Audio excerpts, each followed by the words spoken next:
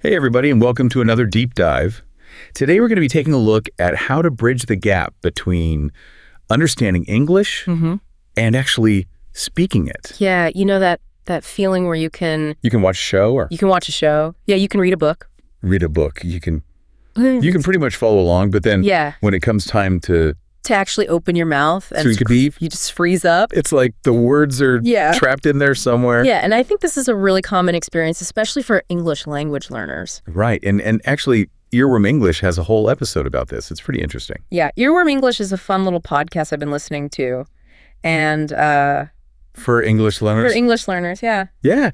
They have a lot of good tips, but in this particular episode, they kind of lay out 3 reasons why this happens. Yeah, what's going on? Yeah, and the first one is lack of practice, and this seems pretty straightforward. Yeah. I mean, we listen passively. Right, but speaking is taking it in, but we're not actually using it. Yeah, we're not exercising those muscles. Right. So, and it's like anything, you know, if you want to learn how to play the piano, you can't just watch somebody play the piano. Right. You got to sit down and practice. You got to practice. You're going to hit a lot of wrong notes. Yeah. Right. You got to practice. But that's how you get better.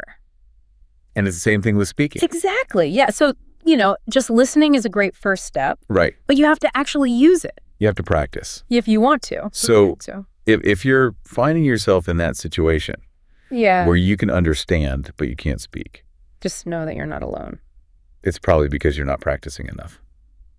Right. And I think everybody who learns a language goes through that. Yeah. I know I did. Yeah. It's just part of the process. Yeah. The second thing that they mentioned is fear of making mistakes. And this is huge. Oh. Because a lot of times we don't want to sound stupid. Right. We don't want to. Especially when you're first starting out. Like we're being judged or we're not doing it right. Yeah. It's a vulnerable feeling to put yourself out there and speak in a language that you're not 100% comfortable with yet. Especially when you're in Yeah. Right. But Earworm English points out that mistakes are actually essential. Yeah, they're how we learn. Yeah. I mean, think about it. Little kids, when they're learning to walk, they fall down all the time. All the time. That's how they learn. Right. They get back up. And you have to look at it the same way. Exactly. It's the same. Embrace the mistakes. The mistakes are your they're your stepping stones. Yeah, they're telling you what you need to work on. Absolutely. They're showing you. You know, and don't be afraid to laugh at yourself. You know. Have fun with it. Have fun with it. Yeah. Make it a game. And the third thing that they talk about is this thing called mental translation. Right. And have you ever done this where you... Oh, yeah, all the time. You're basically like translating a sentence in your head. Yeah. Before you're trying to formulate it. Speak it. Yeah. In your native language. Yeah. And this is exhausting. It's exhausting. It's like so much extra work. It's like trying to do 2 things at once. Yeah. And it really slows you down. Right. And it can really trip you up too. Yeah. Because sometimes the grammar and the sentence structure is so different. Right. That you end up getting all tangled up. Yeah. And it's just not natural.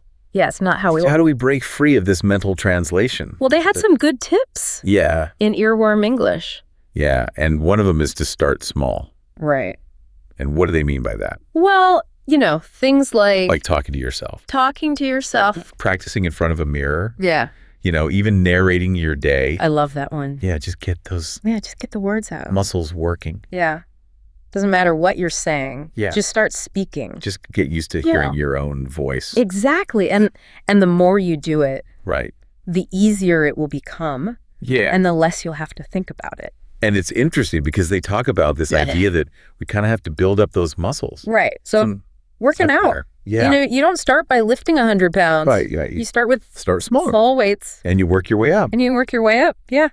Same thing with speaking. Exactly. Yeah. Start small and gradually challenge yourself more. Now, what about technology? Oh, yeah. Technology is great. Is that a good way to practice? Yeah. There's so many apps out there now that can help you with pronunciation, with vocabulary, even finding language partners. It's like having a teacher. It is. In your pocket. It's like a personalized language coach. Yeah. You know, available 24/7. Right. So, yeah, definitely take advantage of technology. So how important is it to have those real life conversations? I mean, Do you think it's important? It's essential. Even if it's technology's great. Practicing with technology. For building a foundation. Yeah. Getting comfortable with the sounds, the vocabulary, the grammar. But those real... Nothing can really replace... Conversations. Real conversation. Yeah, because in real life, it's spontaneous. It's spontaneous. Right. You have to think on your feet. Right, there's so much more happening. Right, and you can just respond to body language, facial expression. You have to be able to interpret. Yeah, tone of voice. Tone of voice. Yeah, so it's important to get out there. So there's no substitute for the real thing. Yeah, I don't think so. Earworm English also talks about mimicking native speakers. Oh, yeah, that's a good one. Now, what do they mean by that? Well, pay attention to how native speakers speak. Yeah. Listen to their rhythm, their intonation. The little expressions that they use. Yeah. Is this like... And try to imitate them. Yeah, are we supposed to just copy? Well, it's not about being a carbon copy. Right. You still want to keep your own personality, your own style, but it's about absorbing those nuances that make native speakers sound so natural. Yeah, it's like how we learned. Yeah, it's how we learned our first language. As babies. Yeah, like we just absorbed, we imitate. Right. And so we can kind of tap back into that. Even as adults. As adults, yeah. Yeah, that's interesting. So don't be afraid to. So find someone you admire. Yeah. Who speaks English well. Find somebody whose English you really like. Pay attention. Yeah.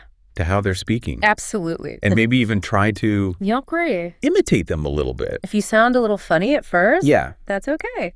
That's part of the process. That's part of the process. Earworm English also emphasizes this idea that confidence is key.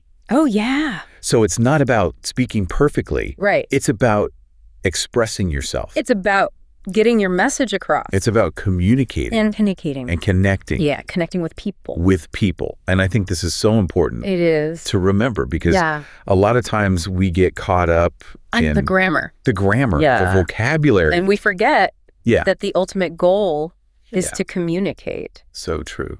Yeah. To connect with other human beings. Yeah. And if you can do that, then you're already succeeding. You're doing it right. Yeah. Yeah. So what does all this mean for you guys?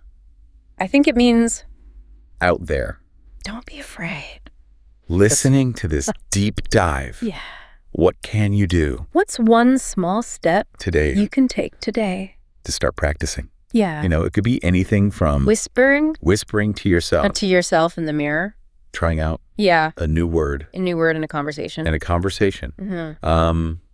Maybe listening. Is listening more attentively. To how native speakers are. Or Speaking. Yeah. Just pick one thing. And just remember, be patient with yourself. Yeah. It's a journey. Fluency is not a destination. It's not a sprint. It's a journey. Yeah. It takes time. Yeah. And it takes practice. And it takes mistakes. Yeah. And it takes those mistakes. Embracing those mistakes. And have fun with it. Yeah. And, think about what we talked about today. Yeah. And maybe choose a realistic speaking goal. That's a good idea. For the week. Yeah. Even just a few minutes a day. Absolutely. Can make a big difference. It can. All right, guys. We'll see you next time. See you next time. On another deep dive.